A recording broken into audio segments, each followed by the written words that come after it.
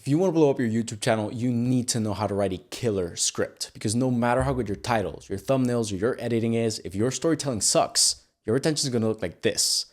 The good news is writing for YouTube is a lot simpler than people make it out to be. In fact, I've generated over 20 million views writing for my clients, and every single one of my scripts follows the exact storytelling principles I'm about to show you. Master these and you're not just going to get more views, people will binge watch your videos. And that's how channels blow up. So let's break it down. So you ever told a joke that just totally fell flat? Nobody laughed, but then when somebody else tells the same joke, suddenly it's comedy gold. Well, YouTube is exactly like that. Think about it. Two channels can make a video about the same topic, the same series of events with the same story, and one will flop while the other gets millions of views. It happens all the time. But what's the difference? Well, most people would probably point to the editing, but this is YouTube, right? Some videos look like this. They go full 3D Blender, spend months working on the edit, and get barely any views. Meanwhile, someone like Mr. Ballin or Wendigoon could just sit in front of a camera, yap for an hour, and millions of people are going to watch it. The difference is these guys know how to tell a good story. When you finish one of their videos, you want to watch another one. Now, a lot of creators struggle with storytelling, and it's the main reason they can't get people invested in their channel. And you see, most of the time, this is simply because they follow the wrong advice. So many creators think that to make a viral YouTube documentary, they need to use the story circle or the hero's journey and have these complex character arcs and elaborate structures.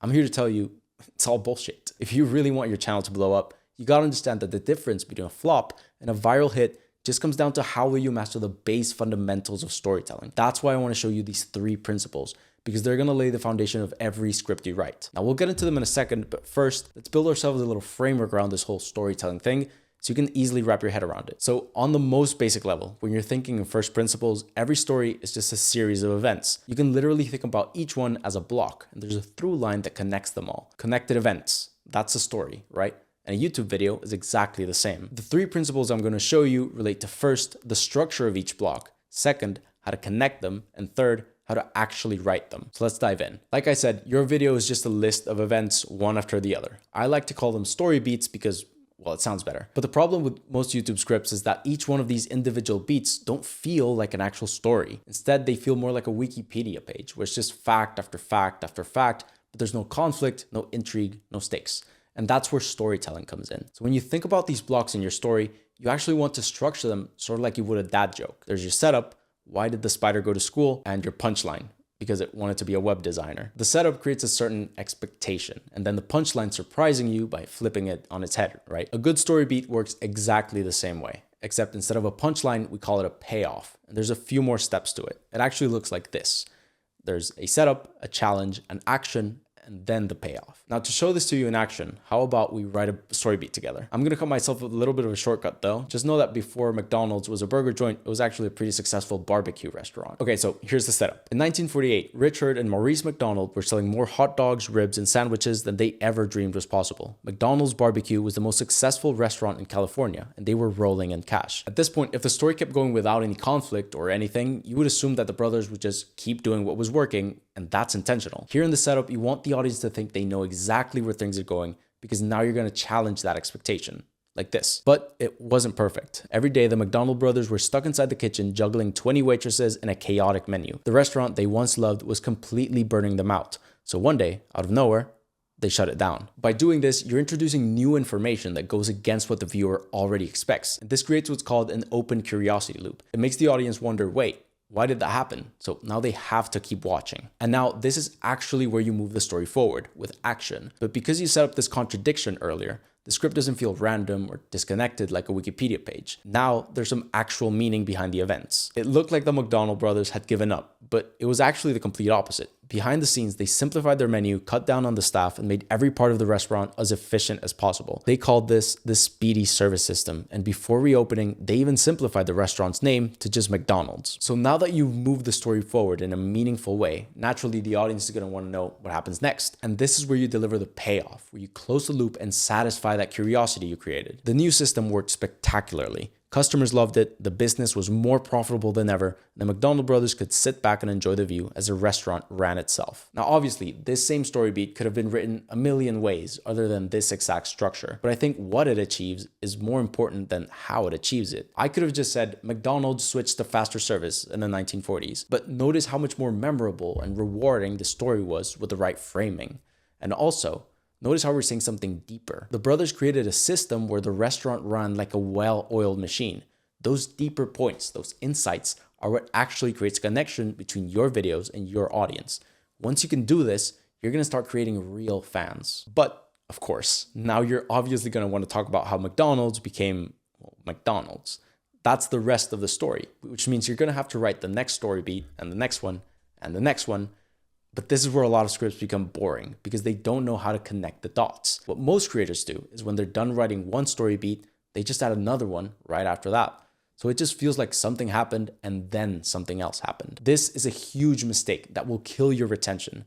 And here's a clip to show you why. We can take these beats, which are basically the beats of your outline, and if the words "and then" belong between those beats, you're f***ed, basically. You got something pretty boring.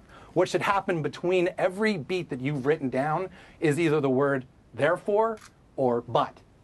Right? So what I'm saying is that you come up with an idea and it's like, okay, this happens, right? And then this happens. No. It should be this happens and therefore this happens. But this happens, therefore this happens.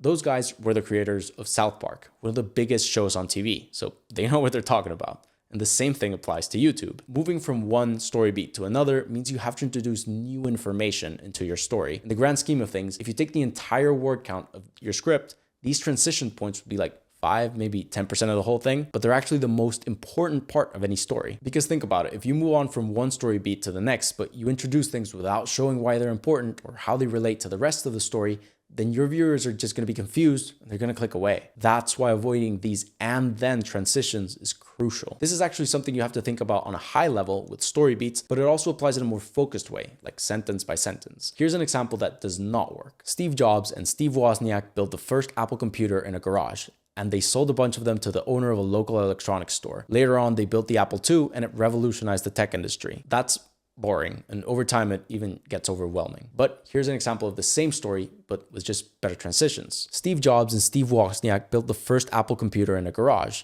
It looks so amateur that nobody thought they would sell even a single one. But when showing it off, Jobs gave such a fascinating presentation that he actually convinced the owner of a local electronics store to buy a bunch of them. And with the money they made, the two Steves were now ready to build their next project, the Apple II. Better, right? And you see how it lays the groundwork for the next part of the story? Like the South Park guy said, the transitions that belong between your story beats and even your sentences should be but and therefore. They either have to introduce conflict into the story, or they have to be a natural consequence of things that happened earlier. And the thing is, doing this actually forces you to find the interesting parts of your story, which leads to better videos, better views, and an audience that keeps coming back to your channel. So that brings us to actually writing out your script, like you in the Google Doc.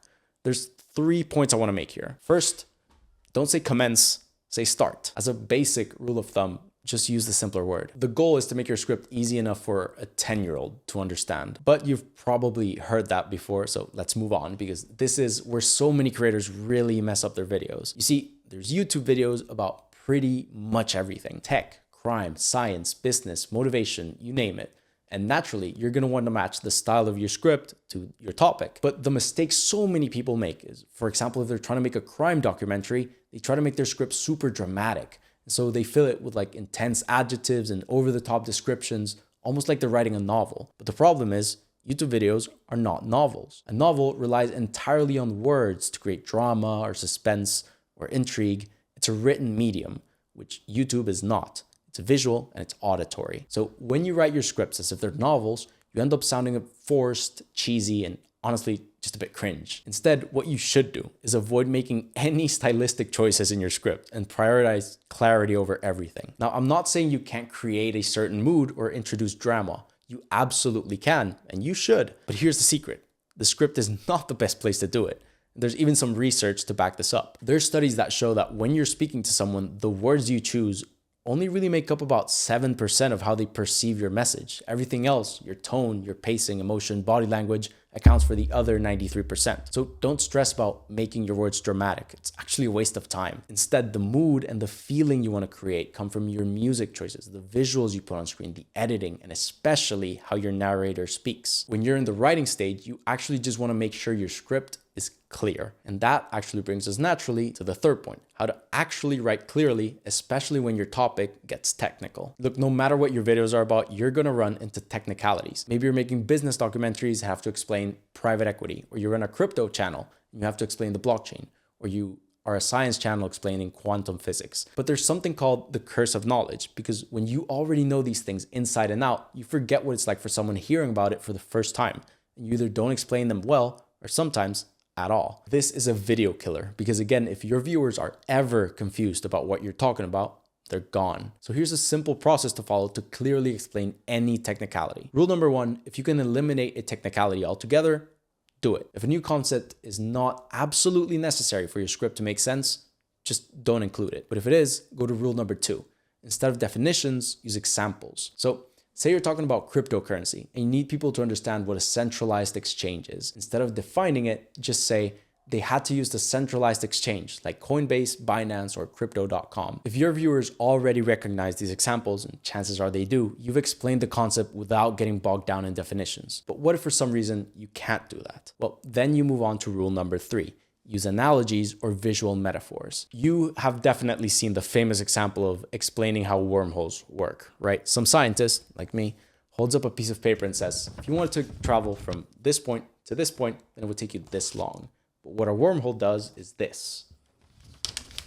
And now you can just punch through. Oh shit, punch through. This immediately helps you understand the idea that wormholes bend space. It's the perfect use of metaphor. And if that doesn't work either, then there's rule number 4. Clearly define the technicality. So for example, if you're making a video on how computer chips work, and your viewers absolutely need to understand what a transistor is, give them a straightforward, clear explanation, ideally paired with visuals, and then move on. That's when you can start using the word transistor in your script. If you follow these 4 rules, your viewers won't only not get confused and not click away, they might actually learn something too. And again, that's the kind of thing they come back for over and over again. So when you take these principles together, you should be able to write a killer YouTube documentary that's gonna blow up your channel. But that just begs the question, how do you choose your idea? Well, to figure that out, watch this video next. I'm gonna teach you exactly that, because I'm breaking down the formula that one of the biggest documentary channels uses.